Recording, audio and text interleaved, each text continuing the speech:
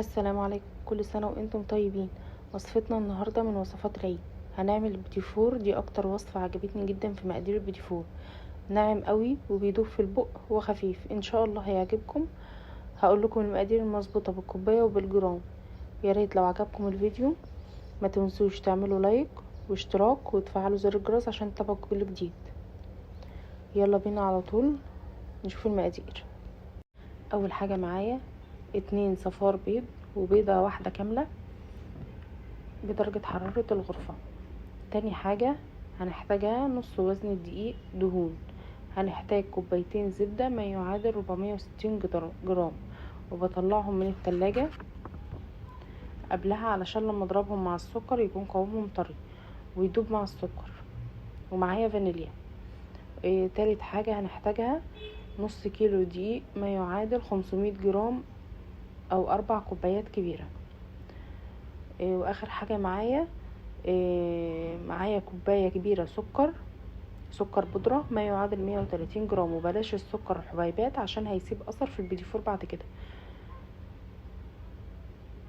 اول حاجة هنعملها هنخلط الزبدة لوحدها، وبعد كده هخلطها مع السكر وهضيف السكر. لو عندنا ستاند ميكسر نستخدم الاتاتشمنت، لو ما عندناش وعندنا المضرب الكهربائي اللي هو اليدوي ينفع عادي. هنخلطهم مع بعض لحد ما لونهم يفتح ويبقى لونه ابيض ويكون دخل فيهم هواء. انا الجزء ده كنت بصوره بس تقريبا الكاميرا ما كانتش شغاله. ومن وقت للتاني كده بالاسبيتيولا هنزل الجناب علشان اتاكد ان كل حاجه اختلطت، عشان ساعات السكر البودره بيكون تحت. بعد كده هزود عليهم البيض، وهضيف البيض بالتدريج. اول ما واحده تختفي هنزل بالتانية وهضيف فانيليا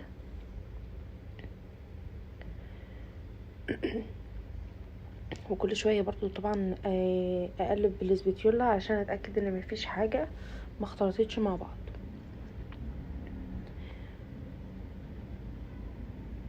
بعد ما وصل للقوام ده معادش فيه اي اثر للبيض نهائي خالص، وبقى ناعم جدا زي ما انتوا شايفين.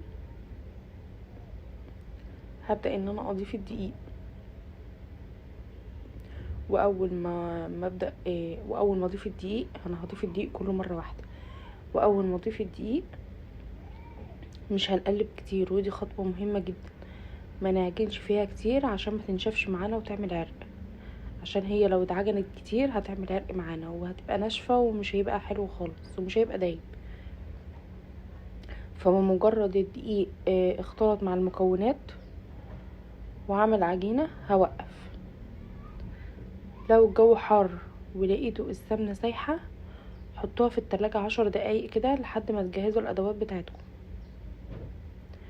بس تحسوا انها بقت باردة شوية.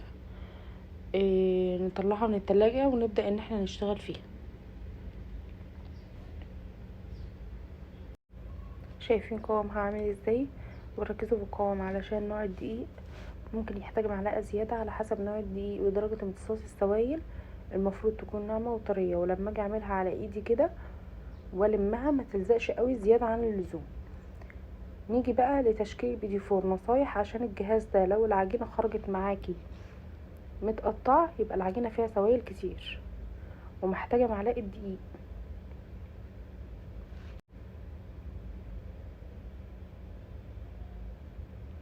انا قسمت العجينة نصين، خدت نص علشان اعمله بالشوكولاتة. ضفت عليه كوبايتين كاكاو خام ونخلتهم كويس عشان لو فيهم اي حاجة، وقلبتهم مع بعض كويس لحد ما بقوا بالشكل ده. متخافوش هو فاتح كده، بس لما يجي بقى يدخل الفرن في التسوية هيبقى لونه غامق شوية. تاني حاجة عشان الشكل يبقى مظبوط هضغط عليها ضغطة خفيفة كده، وهستنى شوية قبل ما ارفعها عشان تنزل على الصينية. انا هنا كنت حاطة ورق زبدة، بس كنت دهنة الاول الصينية زيت وبعد كده حطيت ورق زبدة. لو انت هتعملي من غير ورق زبدة حطي على الصينية كده على طول، ما تخافيش مش هتلزق معاكي. ويكون الفرن قبلها مسخنة الفرن قبلها على درجة حرارة 180، وبحطها في الرف اللي في النص. هياخد حوالي 10 دقايق. انا في مرحله التزيين دي اكتشفت ان الكاميرا ما كانتش بتصور خالص. بس برضه هقول لكم انا جبت ايه. انا جبت شوكولاته بيضه خام، وشوكولاته بني، وسبرينكلز، وجوز الهند، وسبرينكلز اللي هي الصغيره المدوره اللي قدامكم دي.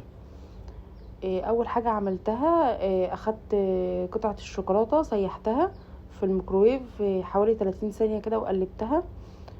وبعد كده خدت طبقتين من البيديفور، وحطيت شوكولاته بين الطبقتين وغمستهم في الشوكولاته، وحطيت عليهم سبرينكلز، وخلصت الكميه دي كلها. وبعد ما خلصتها كلها حطيتها في علبه مقفوله علشان يحتفظ بقوامه، عشان ما يطرش معايا.